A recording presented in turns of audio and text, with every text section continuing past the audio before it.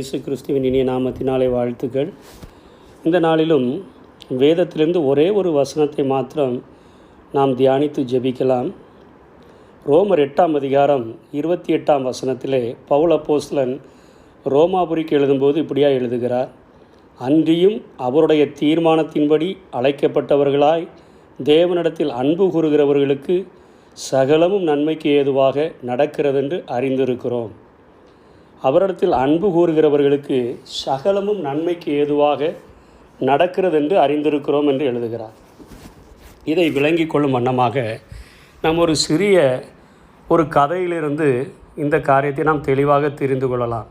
ஏனென்று சொன்னால், நம்ம நிறைய நேரங்களில் ஆண்டவர் நம்ம மேலே அன்பு வைத்திருக்கிறாரா, அவர் நம்முடைய ஜெபங்களுக்கு செவி கொடுக்கிறாரா, ஒரு முறை ட்ரை பண்ணி பார்த்துட்டு 2 முறை ட்ரை பண்ணி பார்த்துட்டு நம்முடைய ஜெபங்களுக்கு பதில் கிடைக்கலன்னு சொன்னால் நம்ம சோர்ந்து போகக்கூடியவர்களாக இருக்கிறோம். ஆனால் வேதத்தில் எல்லா ஜெபங்களுக்கும் ஆண்டவர் பதில் தருகிறார். அது ஒருவேளை நாம் கேட்ட காரியங்களுக்கு அது விடையாக இருக்கலாம்.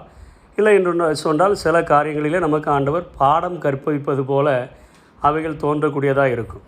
இப்போது ஒரு வியாபாரி ஒருவன் ஒரு நாளிலே தன்னுடைய விலை உயர்ந்த கற்களை எடுத்துக்கொண்டு இன்னொரு இடத்திற்கு அவன் அதை கொண்டு செல்லும் வண்ணமாக, விற்கும் வண்ணமாக தன்னுடைய குதிரையிலே வைத்து கொண்டு அவன் பிரயாணப்பட்டு செல்லுகிறான். இப்படி அவன் பிரயாணமாய் தூர இடத்திற்கு அவன் சென்று கொண்டிருந்த நேரத்தில் ஒரு பாலைவனத்தின் வழியாக அல்லது ஒரு வனாந்திர வழியாக அவன் வரும்பொழுது நேரம் அதிகமாகிவிட்டது. அதனால் இருட்டி விட்டது. இப்பொழுது அவனுக்கு வழி தெரியவில்லை. சுற்றிலும் பார்த்தால் குத்துரட்டு என்று சொல்லுவோமே, அதே போல் மிகவும் அதிகமான இருட்டாக இருக்கிறது. எங்கேயுமே வெளிச்சமில்லை, எங்கேயும் ஆட்கள் நடமாட்டமில்லை. இவனுக்கு என்ன செய்வதென்று தெரியாமல் அவன் தன்னுடைய அந்த குதிரையிலேயே அவன் கூடாரங்களையெல்லாம் வைத்திருந்தபடினால அவன் ஒரு இடத்துல கூடாரத்தை போட்டு அதிலே அந்த குதிரையை கட்டிவிட்டு கூடாரத்திற்கு உள்ளே போய் ஒரு சிறிய விளக்கு ஒன்று வைத்திருந்தான். அந்த விளக்கை கொளுத்தி அவன் உள்ளே அமர்ந்து கொண்டான். அவன் ஆண்டவரை அவன் ஏற்றுக்கொண்ட ஒரு மனிதன், ஆண்டவரிடத்தில் அதிகமாக ஜெபிக்கிற ஒரு மனிதன். இப்பொழுது அவனுடைய கைகளில் விலை உயர்ந்த கற்கள் இருக்கிறபடினால, விலையேறப்பட்ட அந்த பொருட்கள் எல்லாம் இருக்கிறபடினால அவனுக்கு ஒரு மிகப்பெரிய ஒரு பயம். யாருமே நடமாட்டம் இல்லாத ஒரு பாலைவனத்தில் நம்ம இங்கே தனியாக தங்கியிருக்கிறோமே, ஒரு டென்ட் மாத்திரம் அடித்து கொண்டு குதிரை மாத்திரம் பக்கத்தில் இருக்குதே, நம்ம என்ன செய்வதென்று சரி ஜெபம் பண்ணலாம் என்று சொல்லி அவன் முழங்கால் படியிடும் பொழுது வேகமாக காற்றடிக்க ஆரம்பித்தது. இவனுக்கு இப்போது பயம் உண்டாகிடுச்சு. ஐயோ, இந்த விளக்கு என்னுடைய இந்த விளக்கானது இந்த காற்றினுடைய இந்த வேகத்திற்கு எப்படி எரிய போகிறது என்று சொல்லி முதல்ல ஆண்டவரிடத்தில் ஜெபிச்சான். ஆண்டவரே, இந்த விளக்கு அணையாதபடி நீங்கள் எப்படியாவது எனக்கு உதவி செய்யுங்கப்பா, இந்த ஒரு சின்ன வெளிச்சம்தான் என்கிட்ட இருக்குது, எனக்கு எப்படியாவது உதவி செய்யுங்க அப்படின்னு கேட்டான். அவன் ஜெபிச்ச அடுத்த நிமிஷமே வேகமாக காற்றடிச்சது, அந்த லைட்டு அணைஞ்சு போச்சு. அவனுக்கு மிகுந்த ஒரு வேதனை. இப்போ தான் நம்ம ஜெபித்தோம், அதற்குள்ளாக இந்த விளக்கு அணைஞ்சு போச்சு அப்படின்னு சொல்லிட்டு அடுத்த ஜெபத்தை அவன் ஏறெடுத்தான். அடுத்த ஜெபம் என்ன ஏறெடுத்தான்னு சொன்னால், ஆண்டவரே, அந்த குதிரை இந்த காற்று அதிகமாக அடிக்கிறபடினால அது மிரண்டு எங்கேயாவது ஓடி விடாதபடிக்கு, அது கட்டிலிருந்து அவிக்கப்படாதபடிக்கு நீங்கள் அதை எப்படியாவது பாதுகாத்து கொள்ளுங்க அப்படி என்று சொல்லி அவன் ஜெபித்தான். ஒரு கொஞ்ச நேரத்தில் அவன் ஜெபித்த கொஞ்ச நேரத்திலேயே அந்த குதிரை கலண்டு கொண்டு அது வேகமாக அதனுடைய கழுத்தில் மணி கட்டியிருந்தான். அந்த மணி அடிக்கிற சத்தம் வெகு தூரத்துக்கு ஓடிக்கொண்டு அது போகிறதை அவன் உணர்ந்து விட்டு ஆண்டவர்கிட்ட கேட்டான். ஆண்டவரே, நான் 2வது ஜெபத்தையும் செய்தேன், 2வது ஜெபமும் எனக்கு கேட்கப்படவில்லையே என்று சொல்லிவிட்டு, சரி ஆண்டவரே, நான் இனிமேல் இந்த கூடாரத்துக்குள்ளேயாவது நான் படுத்துக்கொள்ளுகிறேன், இந்த காற்று அதிகமாக இருக்கிறது, எனக்கு பயமாக இருக்குது, இந்த கூடாரத்தையாவது நீங்கள் எப்படியாவது பாதுகாத்து கொள்ளுங்க, இந்த கூடாரம் இந்த இடத்த விட்டு பெயர்ந்து விழுந்து விடக்கூடாது ஆண்டவரே அப்படி என்று சொல்லி ஜெபித்தான். வேகமாக ஒரு காற்று அடிச்சுது, அந்த கூடாரமும் பறந்து போயிட்டு. இவனுக்கு கொஞ்ச நேரத்தில் ஒரு சத்தம் கேட்டுச்சு. ஒரு 3-4 பேர் பேசுகிறது போல் ஒரு சத்தம்.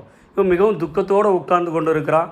ஆண்டவரை, என் ஜெபத்தை நீங்கள் கேட்கவே இல்லையே, 3 ஜெபம் ஜெபிச்சேன், 3 காரியங்களுக்காக ஜெபிச்சேன், 3 காரியங்களுக்கும் நீங்கள் அது வித்தியாசமான பதிலை தந்திருக்கிறீங்களே அப்படின்னு சொல்லி அவன் உள்ளத்துக்குள்ளாக அவன் வேதனைப்பட்டு கொண்டு இருக்கிற அந்த நேரத்தில் 3-4 பேர் பேசுகிற ஒரு சத்தம் கேட்குது.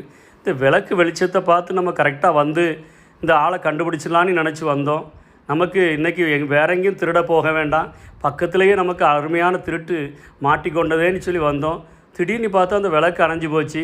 அந்த கழுத்தை ஆட்டி கொண்டு இருந்த அந்த குதிரையினுடைய அந்த கழுத்தில் இருந்து அந்த மணி சத்தத்தை கேட்டாவது நம்ம வந்து விடலான்னு நினச்சோம். அந்த குதிரையினுடைய சத்தமும் எங்கேயோ ஓடுற மாதிரி கேட்டுருச்சே, எங்கேயோ ஓடிச்சே.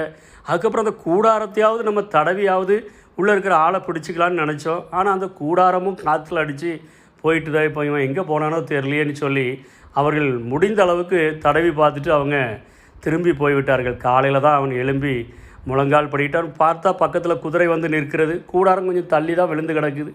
ஆண்டவருக்கு நன்றி செலுத்தினான். ஆண்டவரே, நான் என்னுடைய மூளையின் படி நான் இப்படிலாம் இருந்தால் எனக்கு பாதுகாப்பு கிடைக்கும்னு சொல்லி நினச்சி நான் ஜெபம் பண்ணேன். ஆனால் அந்த மூன்றையுமே நீங்கள் எனக்கு நன்மையாக மாற பண்ணி அந்த திருடர்களுடைய கைகளிலிருந்து நீர் என்னை விடுதலை செய்தீரே.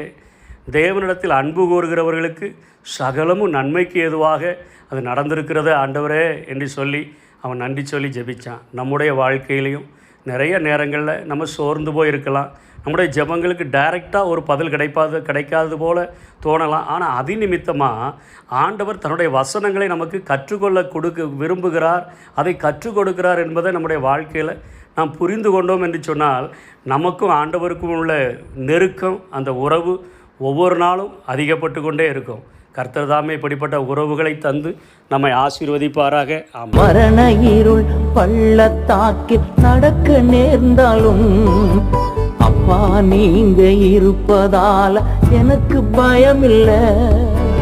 என் மேய்ப்பரே நல்லாயனே, எனக்கொன்றும் குறையில்லப்பா.